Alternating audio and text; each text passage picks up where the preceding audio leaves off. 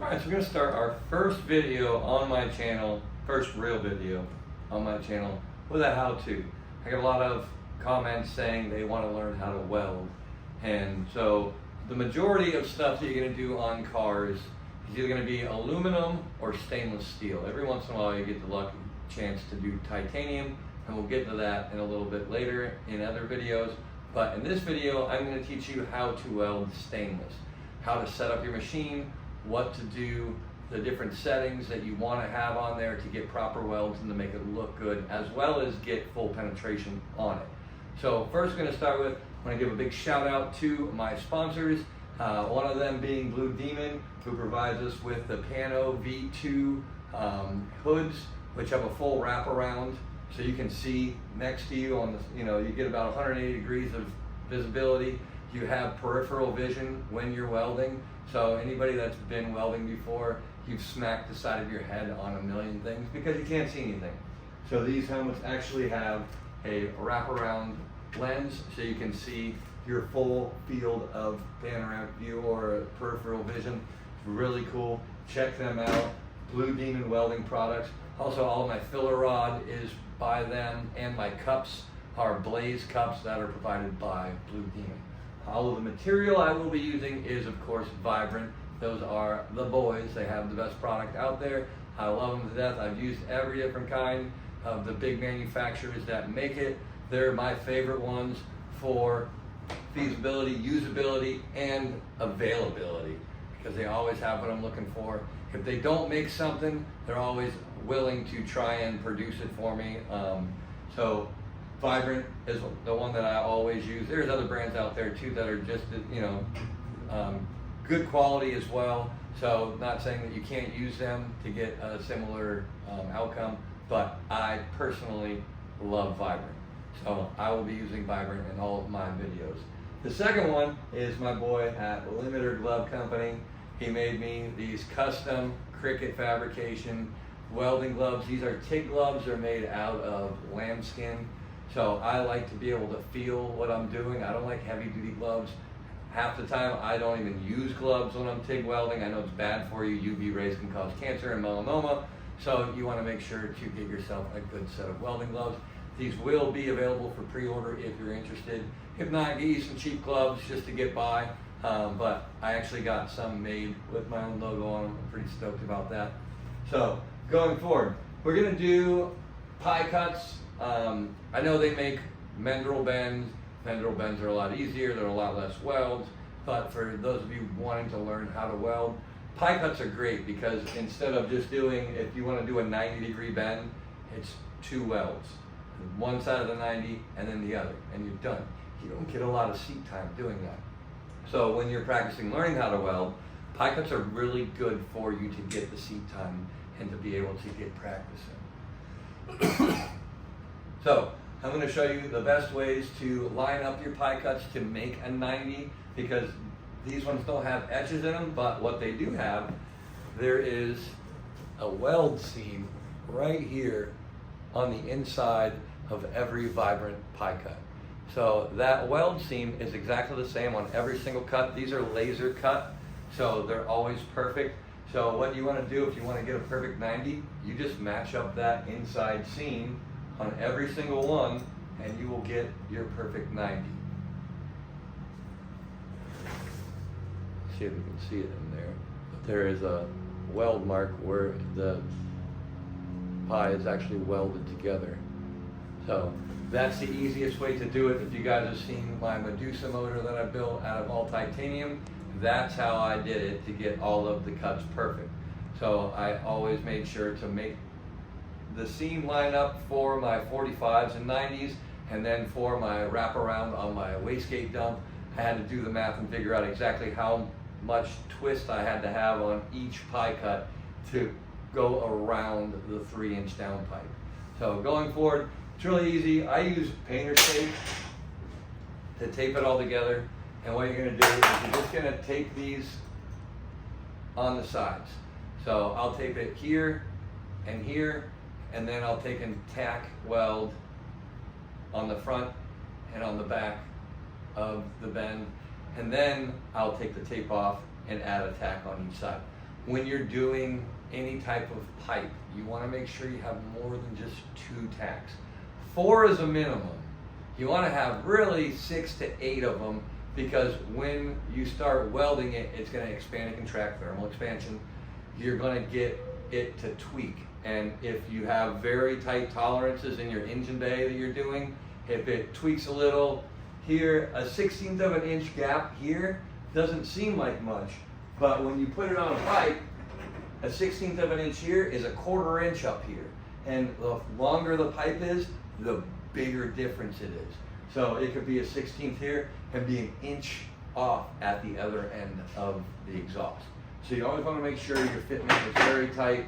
So adding the tacks, the right amount of tacks, which is at least 6 to keep it from warping, is your best bet. All right, so we have taped together our 90, and for Vibrant, 6 of them equal a 90. They sell 45 pies as well. The 45s have a less angle to them, so it's going to be 5 of them equal a 45. 6 of these equal a 90. So we're going to go ahead and set up our welder and turn it on. I'm going to turn off the coolant just so you can hear me talk. Mine is already set up for 65 amps. For stainless, my happy place is at 55. So I set mine to 55. Downslope, I don't have any because I don't want it to slow down. I use a pedal for feathering. So, but my post flow, I turn up to either 12 or 13. And what this does is it allows the flow of argon after you let off the arc. So it cools with the argon blowing on the weld itself. And that's where you're going to get your color versus no color. The less post flow you have, or the less argon coverage you have, you're going to get more color. And if you have not enough argon flow at the end, it's going to gray out, or it's going to turn a really bright color, and then it's going to dull really fast. So with a 13-second post flow, as long as you only do between 6 and 9 dabs, magic number, it's going to give you a nice golden color or no color at all, which is really what you want. When you see color on stainless steel welds, it really shows how much post flow is there. A lot of people like the color. Some people don't like any at all. If you get into aerospace, they're gonna want that no color, no impurities in it, and no oxidation. So basically that color is an oxidation of the metal cooling outside of an argon atmosphere. So we're gonna go ahead, and we have it set at 55 amps. We're gonna set this up, and we're just gonna tack it. I'm not gonna tack it with purge, with a back purge in it when I do it, just because I do such a light amp. I'm not gonna go full 55 on this. When I do it, you can probably tack it at around 35 to 40 amps, and it'll tack, but you won't get any penetration on the inside of it. And then once we get it tacked all the way, I'm gonna add on these other pieces, and I'll tell you why. Because you put back purge into this, your cups that you get, or your back purge plugs, they're gonna heat up, and you're not gonna get the full flow that you need to on the outer ones, and you're not gonna get the proper amount of argon flow through there. So what I end up doing is I tack on just 2 tacks on each side, and then I'll show you how to untack that after we're done. So then I can put on my back purge cups and have the argon flow go through there. So this whole section will be filled up with argon. And we're gonna want to set our back purge and our flow. What's the easy way to do that is to hit the purge button, and you can hear it coming out of here. I want that set, I like it around 30 to 35. You can go down to 20, 25. It really depends on your cup size and the coverage that you want. But for me, I like the 25 to 35 range for stainless. Everybody has their own settings that they like, but most of us go off of the sound of it, honestly. So for, now if you see it's set at 35, when I open this one up, it'll drop down a little bit. You see how one ball goes up, the other one goes down? So I want my internal one to be almost the same, but the trick is, You don't want a positive atmosphere on the inside, because if it flows out and it doesn't blow out through the sides where you need to weld, that's good. So you should turn it down when you first start, because if you get around to, actually I have it turned up at the beginning because there's a lot of holes. Once you get towards the end, you want to turn that down, because if this has the plug in it on both sides and there is positive pressure on it, when you heat up and weld and you're getting full penetration, if there is positive pressure in the pipe itself, it will literally blow out from where you're welding, because you're making this liquid metal. So it's like water, you know, basically it's a liquid. So when you have the positive pressure, it's gonna find the path of least resistance and it's gonna blow out from there, and you're not gonna have a good time. It's gonna mess up your weld. It's gonna cause everything to oxidize and brown out, because argon blowing this way and argon blowing this way will create a cyclone effect, and it'll suck in oxygen and stuff from the rest of the area around you. So you don't want too much back purge, because if you do, you're not gonna have a good time.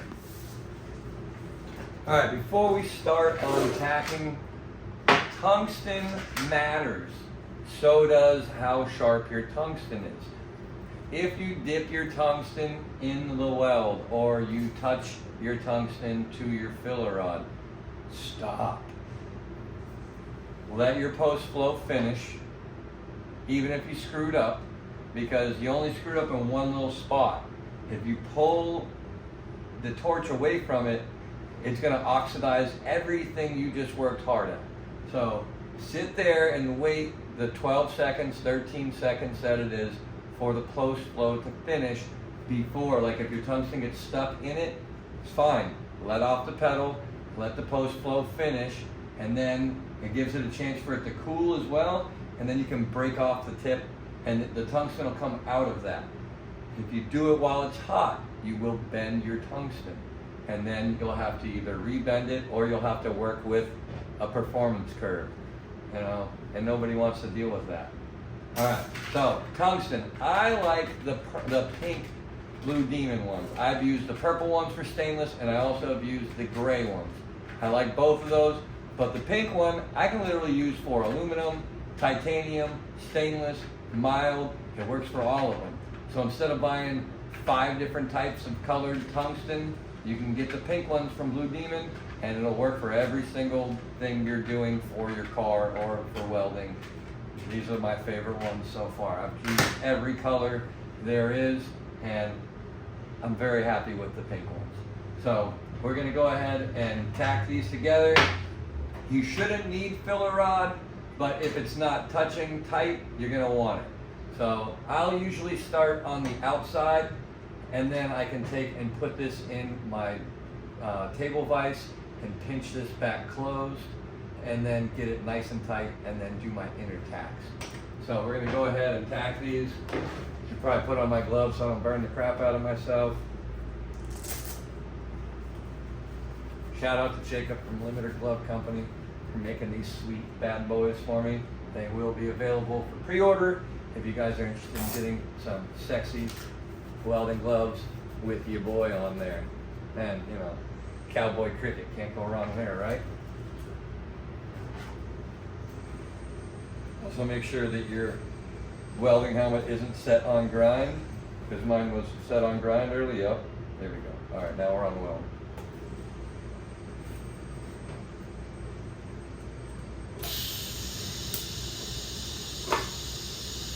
That quick. All you want to do is get it to touch both sides.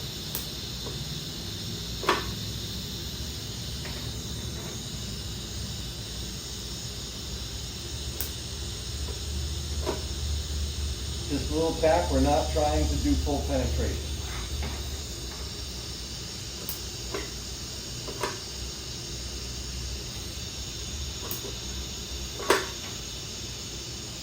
Now, if you have a new Everlast Typhoon, they actually have a tack button on there, and it'll automatically tack for you. You just hit the pedal, and it'll give the right amount of time for tacking. But as you can see, once you tack it, it pulls the metal away. Now you can pull it tight again, but you see the gap? So what I do with that is I get my little bench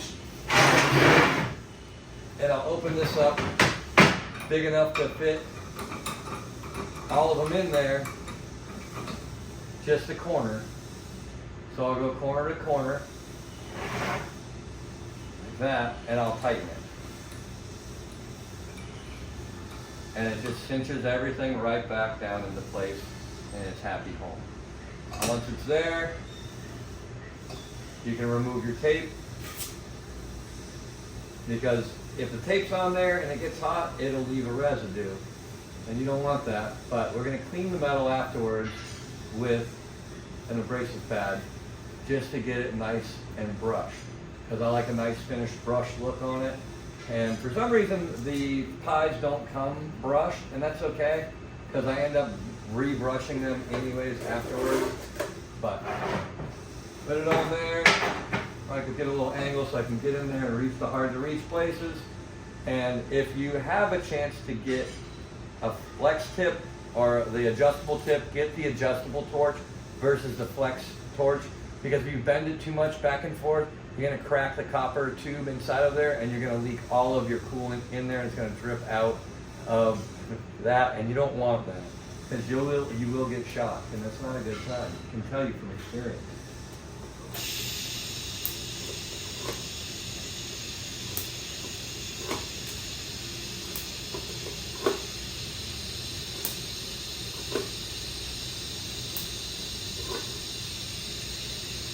You got that side tacked.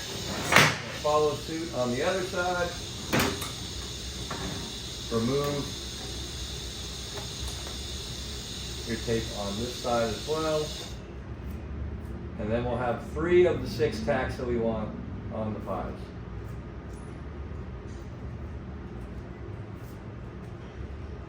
Now you can do one piece at a time too if you want to. Put it in the vise, squeeze it, make it tight.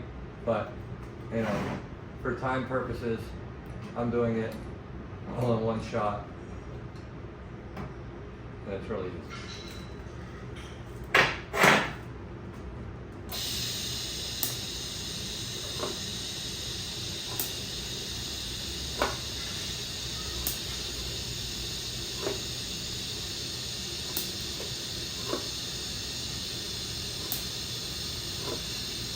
Your post flow on this doesn't really matter, because you're only heating it up really little bit, and you're going to run right back over it when you finish weld it. So any of the coloring that you get on it will disappear.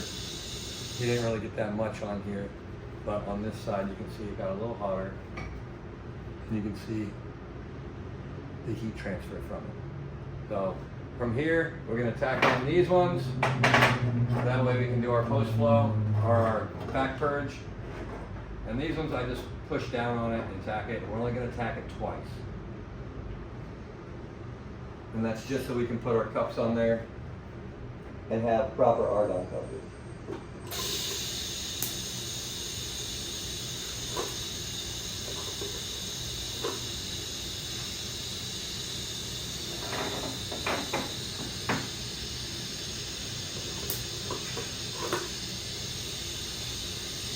So these are literally just to be able to hold the back purge cup.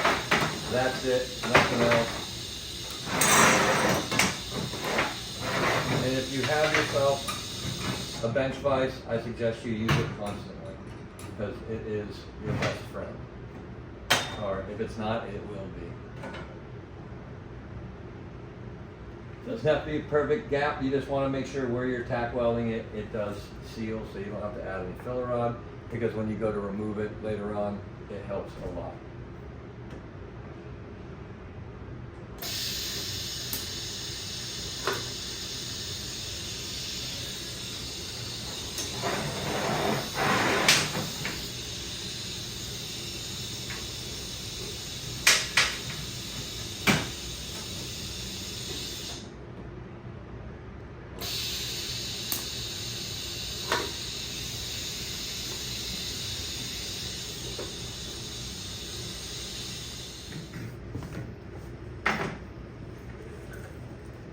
All right, now that we have all of the 6 tacks done on here, don't have to worry about it moving anywhere. I still only have 2 tacks on the outside ones just because we're gonna remove those afterwards. You're gonna do 6 to 9 dabs, and that depends on the size of your cup. Rule of thumb, however big your cup is, don't make your bead any longer than that. So if it's a 14 millimeter cup, only do 14. So your start to finish should be here to here. Unless you have a trailing cup, you want to keep that argon field intact. You don't want to go any bigger than that. I like using a 16 for stainless. Some people like smaller, some people like bigger. I like the in between. So I'm going to use a size 16, and we're only going to do between 6 and 9 dabs from start to finish. And we're not going to do 1, 2, 3, 4, 5 like that. We're going to do 1, 3, 5. And then we're going to flip it over and we're going to do 2, 4, 6. And then we'll flip it back and we'll do the same thing. We'll fill in the difference. And then we'll go back on the other side and fill in the difference. So I'll do this bead first, this bead, then this bead. And then we're going to switch it over on this side. And we're going to do this one, and then we'll go back and fill it in once it cools down. And that's going to allow you to not overheat your pie cuts. So yes, you can do a mandrel bend. It would literally be 2 welds.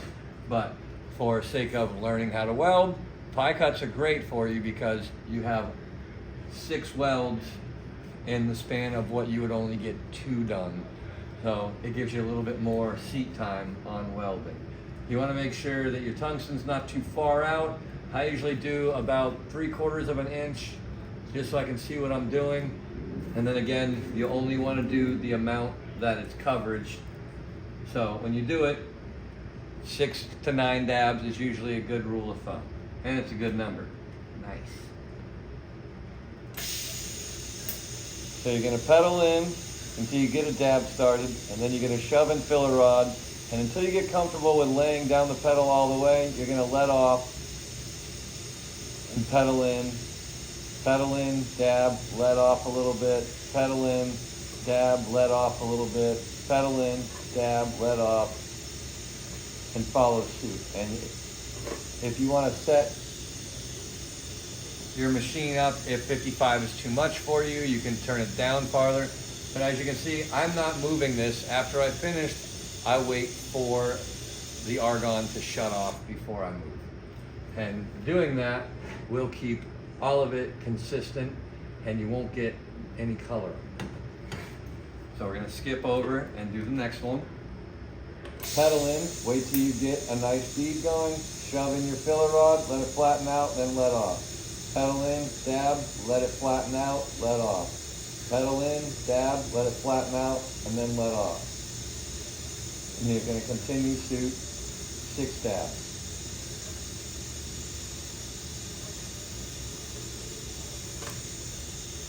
And then again, you just let it sit there until it cools down.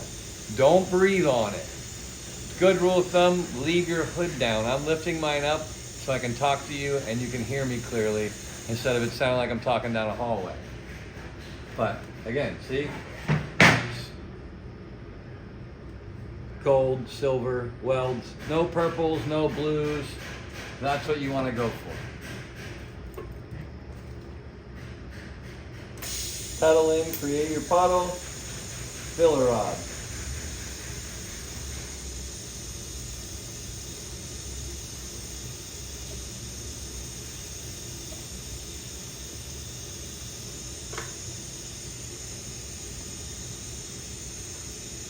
Once you get those done on this side, we're going to flip it and we're going to do the same thing on the other side. I like doing the sides first versus the inner and the outer, because if you do the inner first, it's going to pitch away on the outside, and same thing on the outside, it'll pitch away on the inside. So if you do the outsides first, you got less chance of the thermal expansion happening and messing up your weld. So we just did 1, 3, and 5, so we're going to do 2 and 4. Pedal in, wait for it to create a puddle, shove in filler rod, let it flatten out. Move forward, pedal in, add filler, let it flatten out. When you're letting it flatten out, what that's doing is it's sinking down into it and it's allowing for it to get full penetration.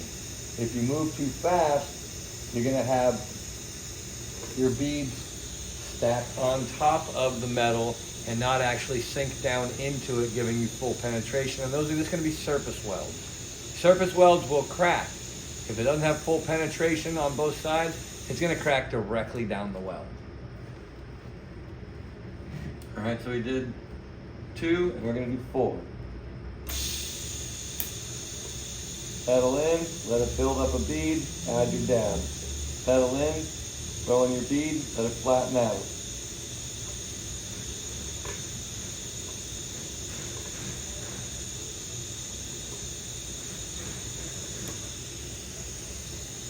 Consistency is the key on this. So finding the right timing is a big thing. So for most welders, they'll tell you they listen to music.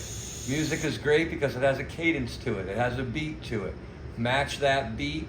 If it's too fast, find a half time in between it.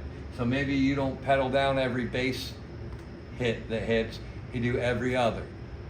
But you want to make sure everything is consistent. Your movement and the time and the amount of pedal that you use, you want it to all be the same. So now that I did those 2, I can switch to the other side because this metal is cooled more now, so I can fill in these and you'll get less coloring on the actual pie itself.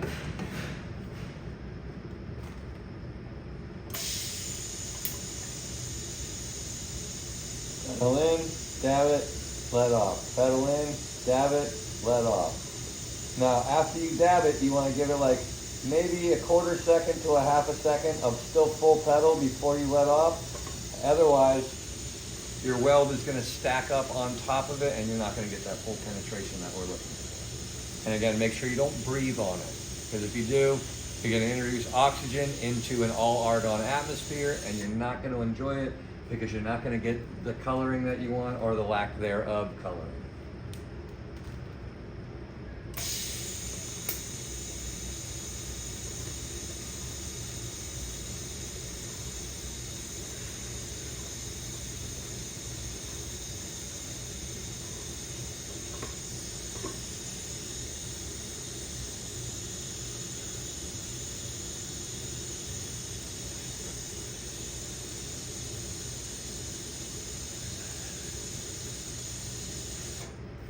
Now you don't have to bounce around if you don't want to, but you're gonna find that you get a lot nicer weld when you're done, to where everything looks nice and uniform and it doesn't look like you overcooked the pies.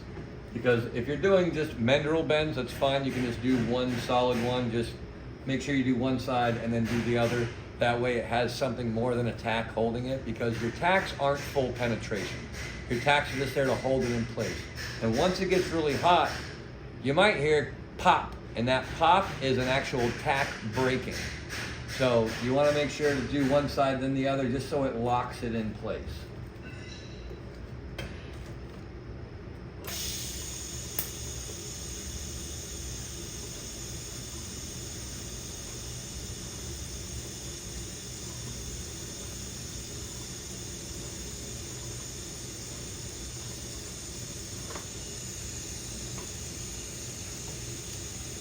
Again, let your argon finish with the post flow before moving on and before moving it. Leave it hovering right over top of it. Rest your tungsten tip on it. It's fine. As long as there's not an arc struck, it won't stick to the metal.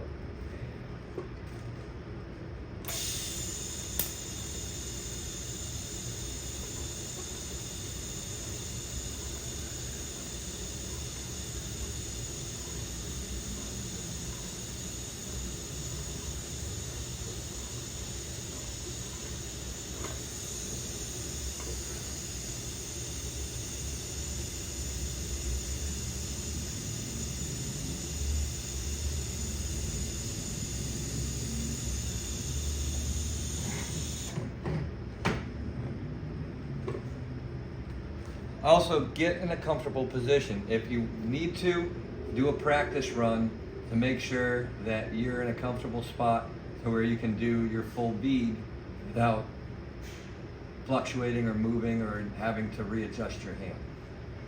And I usually will rotate from my elbow, and I'll find 2 points of contact for my hand. So my hand rests on here, my elbow rests on the table. That way it's nice and solid. There's no shaky. So if you're just trying to do it like this, one-handed, your elbow moving, you see how much that moves? You don't want that. So plant your elbow, plant your hand, and then all you have to do is roll from your wrist or from your elbow.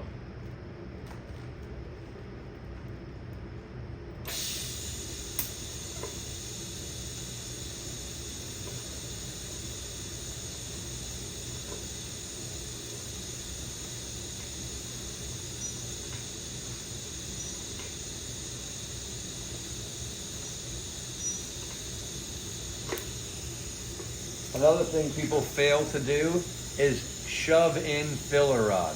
They just dab it. Boop, boop, boop, boop, boop. You don't get enough filler rod into the weld, and that's where you're gonna see, if you look on the inside, you'll show full penetration, but you want the weld on the inside to look like the weld on the outside.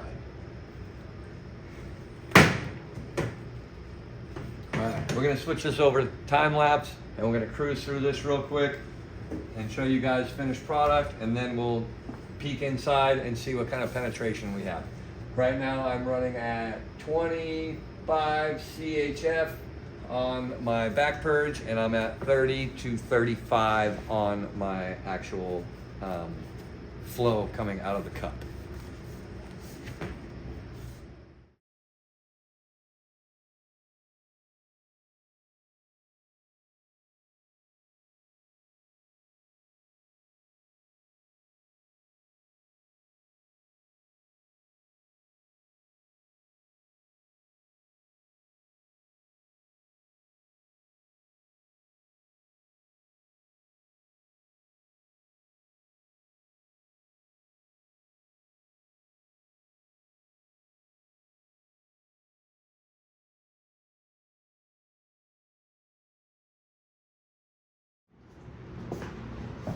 All right, we have the pies all welded.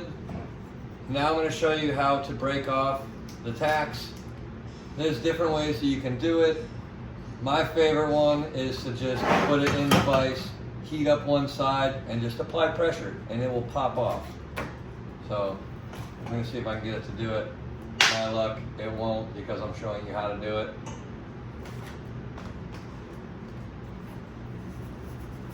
But you just want to heat one side. That's why you don't add any filler rod when you're tacking for this part. You just want to heat it up, create the puddle, and then push down. Hey babies, shush, I'm trying to make a video. Sorry, don't pay attention to my 15-year-old Pomeranian that is hungry.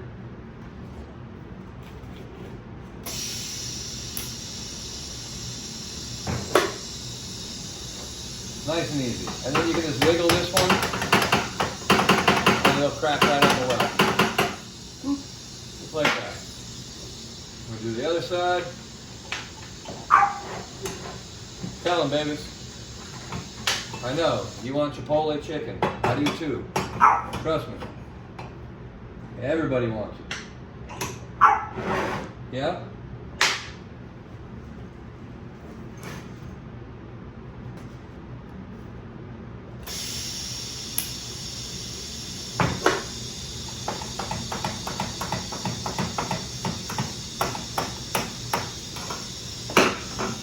Alright, now we can see what type of penetration we got inside.